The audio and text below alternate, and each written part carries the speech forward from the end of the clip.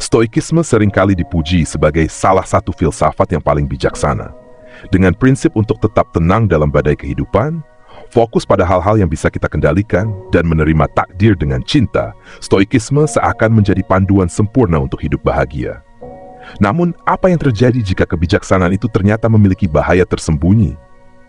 Apakah mungkin prinsip Stoikisme yang terlihat begitu tenang dan masuk akal menyimpan risiko yang jarang kita sadari? Mari kita lihat lebih dalam, melalui mata metalogika, sebuah cara berpikir yang mempertanyakan dasar dari setiap logika yang kita terima. Stoikisme mengajarkan untuk mengendalikan emosi.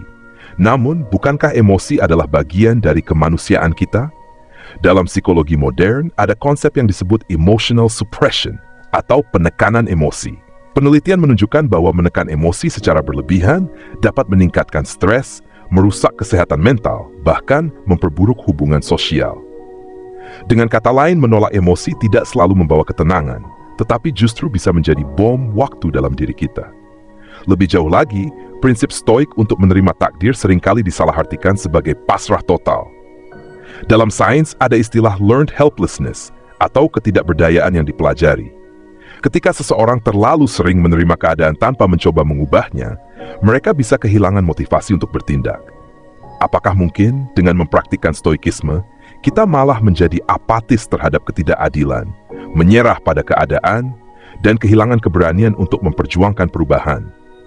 Kemudian ada prinsip fokus pada hal-hal yang bisa kita kendalikan. Di satu sisi, ini adalah kebijaksanaan yang masuk akal. Tapi di sisi lain, apakah dunia benar-benar bisa dibagi secara sederhana menjadi yang bisa kita kendalikan dan yang tidak bisa kita kendalikan? Dunia nyata jauh lebih kompleks.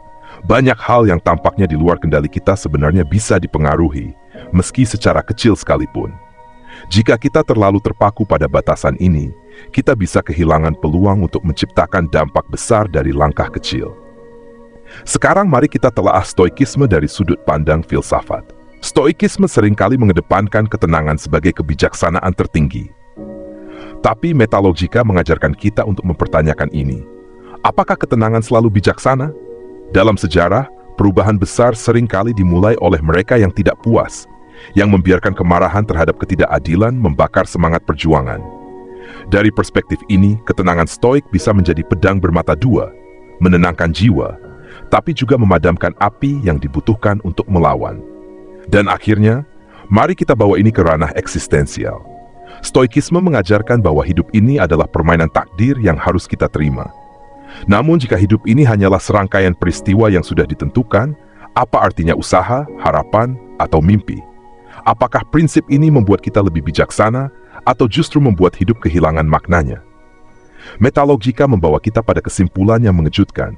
Kebijaksanaan stoikisme tidaklah mutlak. Seperti semua filsafat, ia memiliki batasan, bahkan bahaya.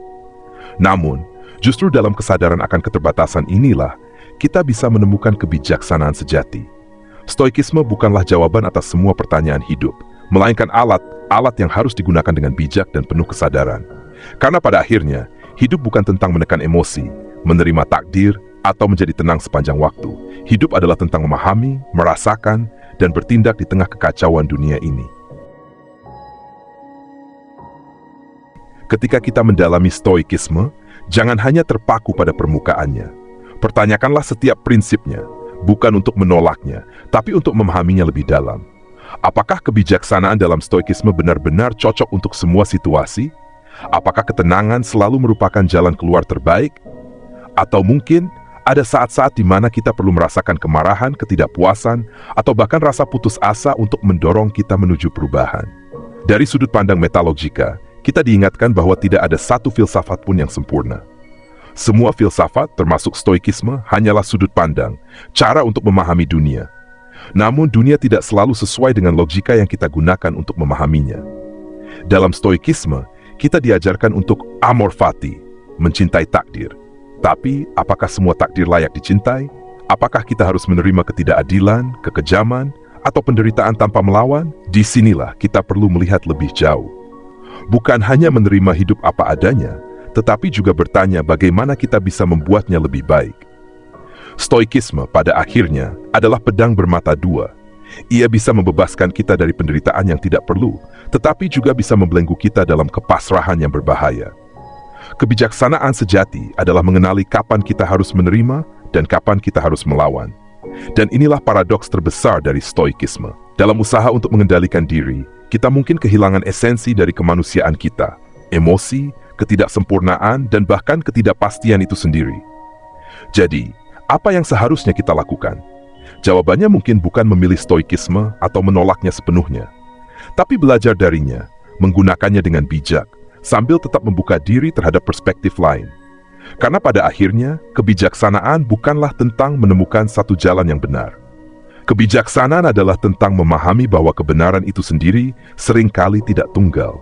Dan hidup adalah tentang berani melangkah di tengah ketidakpastian itu, dengan rasa ingin tahu yang tak pernah padam.